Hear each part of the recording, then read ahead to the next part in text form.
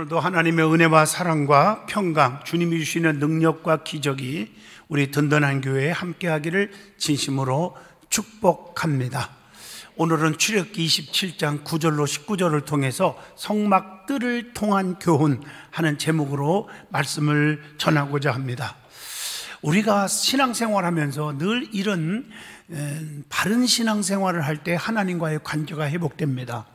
그러기 위해서는 가장 중요한 것은 사랑이고, 사랑이라는 단어를 해석하려면 인내라는 단어를 빼서는 안 됩니다. 서로 견디고 참고 오래 참고 그리고 덮고 또 품을 때 진정한 사랑의 역사, 열매가 있을 줄로 믿습니다.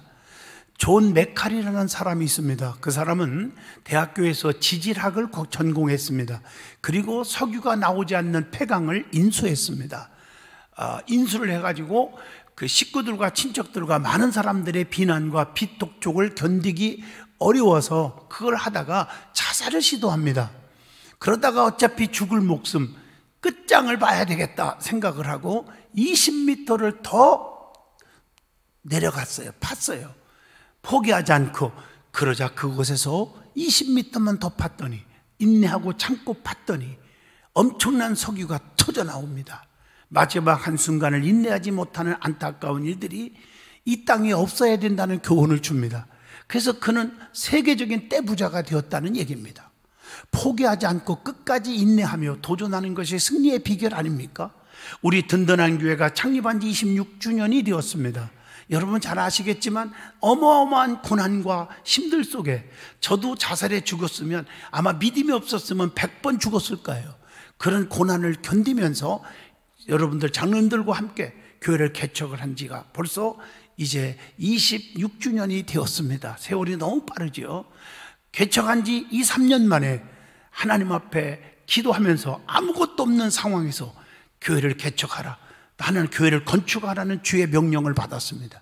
그 명령 속에서 무릎 꿇고 기도해서 짓는데 돈이 어디 있어요? 여기저기서 긁어 모아놓고 빚도 없고 막 그러는 거예요.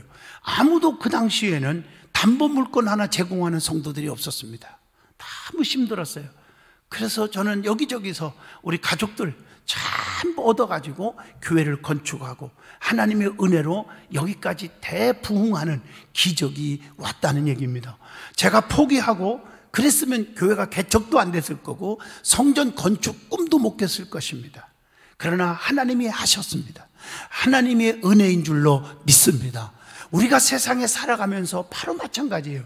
교회를 건축하고 이렇게 부흥이 되니까 교회를 통해서 우리 교인들, 제가 이름 하나하나 안 밝힙니다. 잘못될 수 있을까 봐. 정말 성도들이, 밑바닥에 있는 분들이 세상 말로 떼부자가 되고 큰 기업을 이룬 분들이 너무나 많습니다. 또 믿음이 바닥 있는 분들이 엄청난 뜨거운 믿음의 사람으로 바뀌어진 분도 많습니다.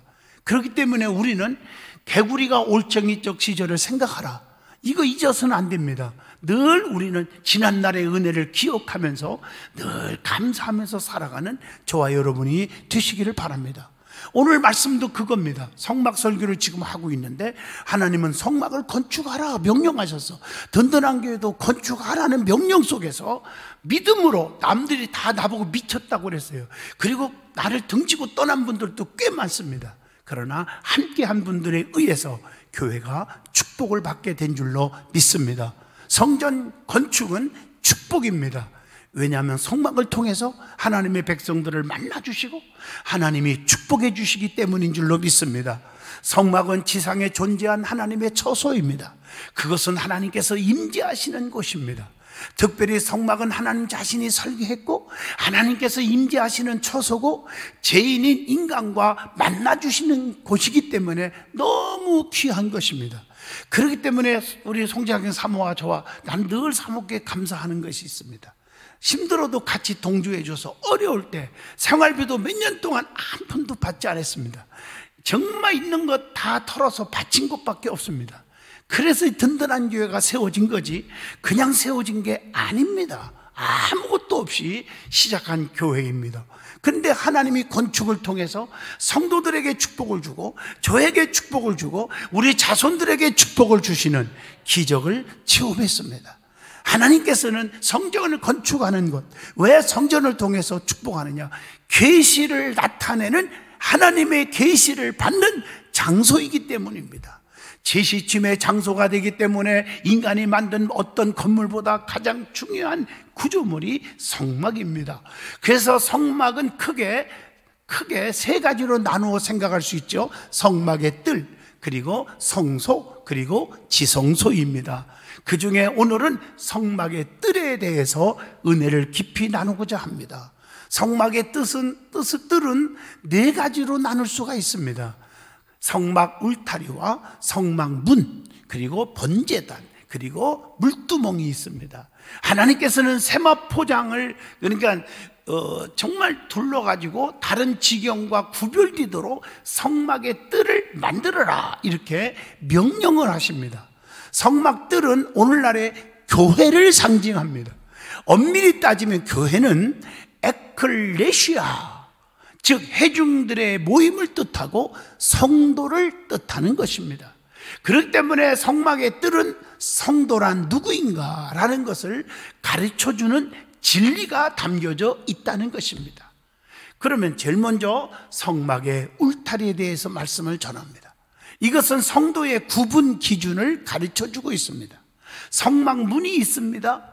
이것은 성도가 되는 길을 가르쳐줍니다. 세 번째, 번제단이 있습니다. 이것은 성도와 십자가의 관계를 가르쳐줍니다. 네 번째, 물두멍이 있습니다. 이것은 성도의 회개와 성화를 가르쳐주고 있습니다. 그러면 성막들을 세우는데 기본적인 재료가 있습니다. 그게 뭐냐? 첫째, 조각목입니다. 지난 시간도 말씀을 드렸죠? 조각목에 대해서. 조각목은 버림받은 인간을 의미합니다. 하나님 나라의 백성들은 의인만 있는 것이 아닙니다. 타락하고 버림받은 인간으로 구성된다는 것을 가르쳐주고 있습니다.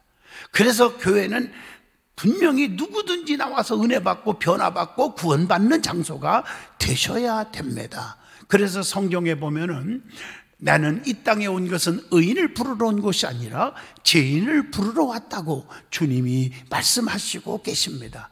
그래서 교회 안에서 부족하다고 해서 손가락질하고 미워하고 차별하고 관계를 끊고, 이것은 대단히 잘못된 신앙입니다.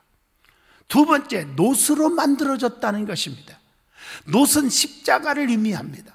성전 울타리나 번제단이나 물두멍 모두 다 완전한 놋으로 만들어졌습니다. 놋에 대한 얘기는 지난주에 설교했으니까 다시 한번 여러분들이 들어보시길 바랍니다. 구속의 감격, 십자가의 깨달음, 십자가의 사랑을 깨닫고 사는 자가 진정한 성도라고 말할 수가 있다는 것입니다. 그 다음에 성막들의 세 가지를 통해서 주는 영적인 교훈을 구체적으로 한번 받아보고자 합니다. 첫째로 성막 울타리가 주는 교훈이 있습니다. 본문 말씀 9절입니다. 성막의 울타리는 안과 밖의 구분을 분명히 해줍니다. 지금은 울타리가 많이 없어지는데 옛날에는요, 시골에도 울타리를 다, 어떤 집은 울타리 위에다가 철조망을 하고 빼쪽빼쪽하는 막 그냥 상사리 같은 걸 꼽아 넣기도 하고, 그리고 막 병을 깨가지고 유리로 척척척척척 해놓고, 그래서 구분을 시켰어요. 외부 사람이 못 들으도록 말이에요. 울타리요. 그리고 울타리 이 안은 내 거다, 그렇게 했어요. 그래서 호박을 심어도 바깥에 저쪽으로 넘어가니까 그걸 쫙 하다가 우리 울타리 이쪽으로만 쫙 해서 호박을 열게 하고, 그래서 그 호박을 따다가 호박죽, 옛날에는 풀떼죽이라고 그랬어요. 그걸 끓여서 먹고, 그런 기억이 지금도 납니다. 울타리 안은 주님의 품 안을, 울타리 밖은 주님 품 밖을 상징합니다. 그러므로 주님 품 안에 있는 자가 성도입니다. 그래서 주 안에 있는 나에게 딴 근심 있으랴, 이렇게 말했어요. 그래서 주님이 내 안에 계셔야 돼요. 그래서 주님이 내 안에 계셔서 그분이 나를 임마누엘 해 주시는 줄로 믿습니다. 그래서 주님 품 안에 있어야 된다.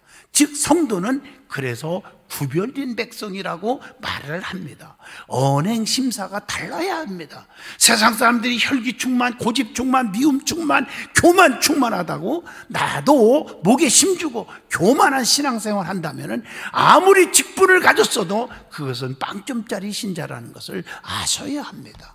그래서 특별히 성도는 세 가지가 구별해야 한다. 그래서 저는 부흥에 인도하면서 쓰리성 하는 말을 가르쳐 줍니다.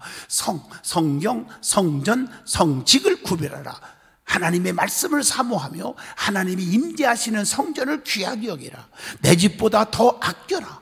하나님께로부터 받던 또한 성직, 직분을 귀중히 여겨야 한다. 이겁니다. 또한 성도는 천국과 지옥, 양과 염소, 알곡과 쭉종이를 구분하여야 될 줄로 믿습니다. 이것이 바로 성도의 삶인 줄로 믿습니다. 그리고 성막의 울타리는 하나님의 보호막을 의미합니다. 울타리를 다 쳐서 보호해 주십니다. 방주 안에 있던 노아의 가죽만 울타리 안에, 방주 안에 들음으로 보호받았음을 창세기 7장 23절에 말씀합니다. 출애굽기 12장 23절에 문설주에 양의 피를 발라 그 안에 있던 이스라엘 백성은 보호를 받습니다. 여호수아 6장 22절 붉은 줄을 걸고 그 안에 있던 나업의 가족들은 보호를 받습니다. 다니엘서 6장 22절 사자굴 속에 던졌어도 다니엘은 하나님 안에 있어서 보호를 받았습니다. 예수님 재림 때에도 주님 안에 있는 사람만이 보호받을 줄로 믿습니다. 그러면 울타리는 또한 안전을 교훈하고 있습니다. 울타리 안은 항상 안전하지만 밖은 언제나 위험이 닥치는 곳입니다. 울타리 안에 있어야 안전할 줄로 믿습니다. 여러분, 말세에는요 반드시 세 가지 화가 있다고 계시록에 기록되어 있어요. 그게 뭘까? 계시록 11장 1절로 2절에 여러분 화를 당하지 않기를 축복합니다. 성전 밖에 마당만 밟는 자에게 임하는 화가 있습니다. 마당만 밟는 신자가 되지 않기를 축복합니다. 몸은 교회 안에 있으나 마음은 세상 생각으로 가득 차 있는 사람을 가리킵니다. 늘 교회에 왔으면 주님 생각에 꽉 차 있는데 예배가 빨리 안 끝나나, 끝나면 나는 뭐 운동하러 가야 되고 을로도 가야 되고. 여러분, 안 됩니다. 예배에 집중해야 돼요. 그래서 하나님은 영이시니 예배하는 자가 영과 진리로 예배할지어다 라고 말합니다. 여러분 꼭 기억하셔야 돼요. 계시록 9장 6절 보면 죽고 싶으나 죽을 수 없는 화가 있다고 말하고 있습니다. 또 계시록 13장 8절에 보면 불신자들에게 오는 화가 있다고 가르쳐 줍니다. 이 말을 다 총체적으로 말하면 예수님을 믿고 예수 안에 사는 것이 얼마나 큰 축복인가를 깨닫게 해주고 있는 줄로 믿습니다. 자, 그 다음에 울타리는 소유를 교훈하고 있습니다. 소유, 주인의 것과 주인의 것이 아닌 것을 경계할 때 울타리를 치는 것입니다. 울타리 안에 있으면 하나님의 백성으로 살아가지만 밖에 있으면 사탄의 식구가 될 수가 있습니다. 울타리는요 또한 공급을 의미합니다. 울타리 안에 있으면 하나님으로부터 모든 것을 공급받아 쓸 수가 있습니다. 그래서 요한복음 15장 7절에 너희가 내 안에 거하고 내 말이 너희 안에 거하면 무엇이든지 원하는 대로 구하라. 그리하면 이루리라. 오늘 양명한 우리 안수 집사님이 장관상을 받아서 국토부 장관을 통해서 장관, 저분이 그 건축을 하고 나면 그걸 감리하는 감리 아주 우리나라의 1인자예요. 그 감리할 때 뭘 봅니까? 항상 이게 잘 건축이 되어졌나, 또 울타리 밖에 벗어났나, 그래서 이 측량을 한 것을 다 보잖아, 그렇죠? 측량을 볼 때 옛날에는 측량이요, 측량을 하면은 점 하나가 1m, 1.5m까지 차이가 나요. 그게 점만 잘 찍으면. 그래서 남의 땅도 내 것으로 들어오고 말이에요. 근데 지금 어림없습니다. 지금은 측량을 하면 점 하나고 1cm도 차이 안 납니다. 맞죠? 그렇게 딱 찍어줘서 경계를 철저하게 합니다. 그래서 옛날에 건축한 거 땅 네 거 내 거 울타리 때문에 막 분쟁이 일어나기도 하는데 지금은 정확합니다. 나는 이것을 통해서 깨달았어요. 맞다. 정확히 구분해가지고 주 안에 있느냐 밖에 있느냐, 하나님께 속했느냐 세상에 속했느냐 구별하고 있어요. 그래서 양과 염소, 영이냐 염소냐, 오른편에 섰냐 좌편에 섰냐, 알곡이냐 열매냐 쭉쭉이냐 가라지냐, 피스메이커냐 트러블 메이커냐, 감사가 넘치냐 입만 열으면 불평하는 사람이냐, 이렇게 구분되어 있음을 아셔야 합니다. 울타리를 가지고 합니다. 그 당시에. 그러므로 울타리 안의 삶은 교회의 삶이요 믿음의 삶이요 영적인 삶입니다. 밖의 삶은 세상적인 삶이요 불신앙의 삶이요 육적인 삶이니까 신앙생활을 100년을 했어도 밖에 있는 맴도는 사람들, 교회 안에서 충성하지 않고 밖에만 귀하게 여긴다면 그것은 진정한 그리스도인이라고 말하기가 어렵다는 것입니다. 두 번째, 성막의 문, 출입문이 주는 영적인 교훈이 있습니다. 13절로 본문의 16절까지입니다. 성막문은 예수 그리스도를 의미합니다. 그래서 요한복음 10장 9절에 내가 문이니 누구든지 나로 말미암아 들어오면 뭘 받아요? 구원을 받고 들어가며 나오며 꼴을 얻으리라, 이렇게 말하고 있어요. 여러분, 성막문의 특징과 그 의미를 한번 깊이 생각을 해보겠습니다. 출입문은 오직 하나였습니다. 이것은 오직 구원은 예수 그리스도만으로 이루어진다는 것을 가르쳐 줍니다. 사도행전 4장 12절 다른 이로는 구원을 얻을 수가 없나니 천하 인간의 구원을 얻을 만한 다른 이름을 우리에게 주신 일이 없으니라 하였더라. 요한복음을 보면 예수님에 대해서 7가지로 표현했죠. 그분을 통해서만 구원이 있습니다. 7가지가 뭐예요? 그래서 요한복음 6장 35절에 나는 생명의 떡이라, 요한복음 8장 12절 나는 생명의 빛이라, 요한복음 10장 7절 나는 양의 문이라, 요한복음 10장 11절 나는 선한 목자라, 요한복음 11장 25절에 예수께서 이르시되 나는 부활이요 생명이니 나를 믿는 자는 죽어도 살겠고 살아서 믿는 자는 영원히 죽지 아니하리라. 요한복음 14장 6절에 내가 곧 길이요 진리요 생명이니 나로 말미암지 않고는 아버지께로 올라갈 자가 없느니라. 요한복음 15장 5절 나는 포도나무요 너희는 가지라. 가지가 포도나무에 붙어 있어야 내 안에 거하면 사람이 열매를 많이 맺나니 나를 떠나서는 너희가 아무것도 할 수 없음이니라. 그 다음에 성막문은 넓고 큰 문으로 되어 있었습니다. 성막의 출입문은 폭이 20규빗, 오늘날 말하면 10m나 됩니다. 높이가 5규빗, 2.25m나 됩니다. 이렇게 넓게 제작되어 있었습니다. 그 말의 영적인 뜻은 누구든지 원하는 자는 들어올 수 있도록 넓게 만들어졌다는 것입니다. 교회 안에는 제한하면 안 됩니다. 가난한 자나 부한 자나 무식한 자나 유식한 자나 오래 믿은 자나 오래 믿지 않는 자나 전라도 출신이나 경상도 출신이나 충청도 출신이나 강원도 출신이나 그런 것 따지면 안 됩니다. 모두 나와 예배드리는 곳이 교회인 줄로 믿습니다. 남을 나보다 낮게 여기며 겸손한 신앙생활의 자세를 가져야 합니다. 그 다음에 문은요 동쪽으로 만들어졌다고 그랬어요. 동쪽. 메시아가 유다 지파를 통해서 오실 것을 예표하는 겁니다. 왜냐하면 동쪽 진영에는 12지파 중에 예수 그리스도께서 장차 오실 무슨 지파가 있어요? 유다 지파가 있었다는 겁니다. 동쪽에서 태양이 솟아오르듯 예수 그리스도의 의의 태양이시며 유일한 구원의 소망이시며 우리의 모든 문제를 해결해 주시는 분이 그분이라는 사실을 의미해 주고 있습니다. 그래서 말라기 선지자는 말라기서 4장 2절에 내 이름을 경외하는 너희에게는 공의로운 해가 떠올라서 치료하는 광선을 비치리니 너희가 나가서 애양간에서 나온 송아지같이 펄쩍펄쩍 뛰리라, 이렇게 말하고 있습니다. 펄쩍펄쩍, 이 말은 내가 거기다가 삽입한 얘기입니다. 예. 그리고 이 문은 4가지 색으로 짜여졌어요. 이것은 영적인 의미가 있죠. 예수 그리스도를 상징하는 거예요. 왜냐하면 신바탕이 있는데 정결, 의를 의미하죠. 그리스도의 순결을 말합니다. 청색은 하늘의 색이죠. 생명이신 그리스도. 자색은 왕을 의미하죠. 만왕의 왕이 되신 그리스도. 홍색은 피 흘려 돌아가신 그리스도를 의미하잖아요.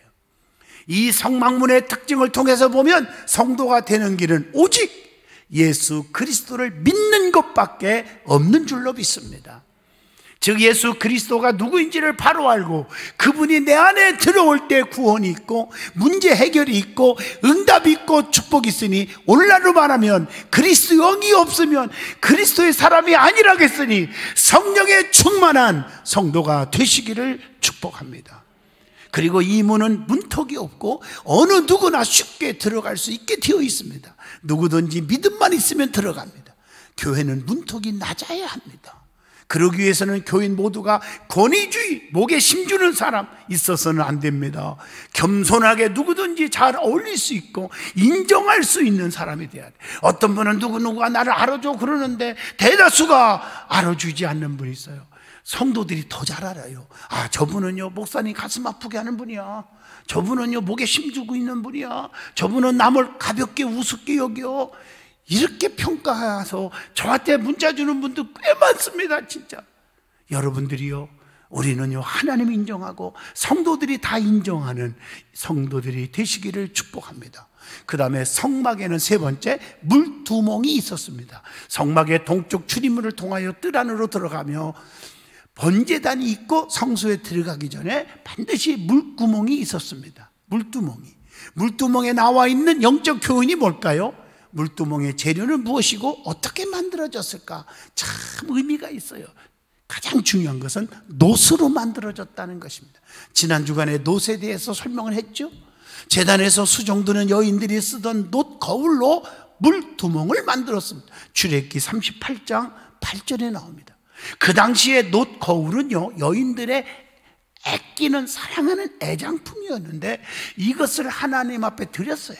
그래서 거룩한 사역을 위해서 바쳐졌어요. 그걸 가지고 만드는 겁니다. 가장 여성들의 헌신을 우리가 기억하게 하죠. 그리고 둥글게 만들어졌어요. 이것은 주님의 무한한 사랑을 뜻한, 네모난 것으로 만들지 않았어요. 모난 인생이 되지 마세요. 둥그러운 부드러운 성도가 되시기를 축복합니다. 누구든지 다 품을 수 있고 누구든지 교제할 수 있는 둥그러운 성도가 되시기를 축복합니다. 또 정확한 규격이 없어요. 이것은 무한하게 주시는 성령, 말씀의 은혜를 상징하기도 합니다. 그 다음에 물두멍에 용도가 있어요. 제사장들은 수족을 씻고 성수에 들어가야만 죽음을 면했습니다. 그래서 손도 발도 씻는데 손은 봉사, 발은 행동을 의미합니다. 교회 안에서 직분을 받아 봉사할지라도 죄로 오염될 수 있고 발걸음이 실족하여 넘어질 수가 있어요. 교회에서 헌신하는 사람들은 겸손한 자들이 하여야 합니다. 그리고 교회의 불평, 원망, 불평 이런 마음을 가지고 봉사하는 것은 오히려 본인에게 해가 될 수가 있다는 것을 다시 한번 교훈을 줍니다. 늘 기쁨과 감사, 교회를 사랑하는 마음을 가지고 헌신할 때 열매가 있고 상급이 있다는 걸 기억하시기를 축복합니다. 그 다음에 물두멍에 담긴 물이에요. 그것은 말씀을 의미합니다. 제사장들이 물두멍에 담긴 물로 수족을 깨끗이 씻었던 것처럼 우리들도 말씀을 들음으로 죄악된 나쁜 생각들까지도 깨끗이 씻어져야 할 줄로 믿습니다. 그래서 말씀 듣는 자세가 중요한 거예요. 성령은 말씀과 함께 역사하십니다. 한번 회개한 것으로 만족하지 말고 말씀으로 계속해서 재시침을 받고 거룩해지는 성화의 과정이 있어야 돼요. 그래서 사도 바울도 나는 날마다 범죄했노라, 날마다 나는 성전에서 뭐 했어요? 죄를 씻노라 라고 말을 하고 있는 것입니다. 물두멍에는 무엇을 담았을까요? 물이 가득 차 있었습니다. 가득 찬 것은 충만을 의미합니다. 이걸 아셔야 돼요. 말씀 충만, 성령 충만, 믿음 충만. 물은 항상 충만히 넘치게 하였습니다. 이걸 아셔야 돼요. 그 다음에 물두멍은 번제단과 성소 사이에 놓여졌습니다. 피를 통해 십자가가 이걸 통해서 번제단에서 용서받은 이후에 물두멍으로 올 수가 있었습니다. 그래서 히브리서 9장 22절 말씀처럼 피 흘림이 없이는 죄사함이 없다는 것입니다. 그리고 성소에 들어갈 때 수족을 물두멍에서 씻지 않고 들어가면 죽었다고 하는 거예요. 출애굽기 30장 20절로 21절의 말씀입니다.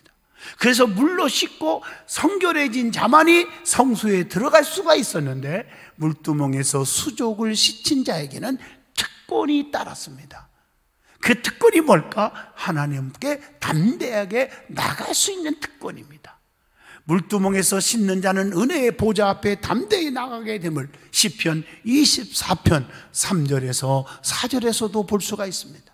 물두멍에서 손을 씻는 자만이 하나님을 가까이 할 수 있음을 알려주고 있습니다. 그리고 능력을 얻게 됩니다.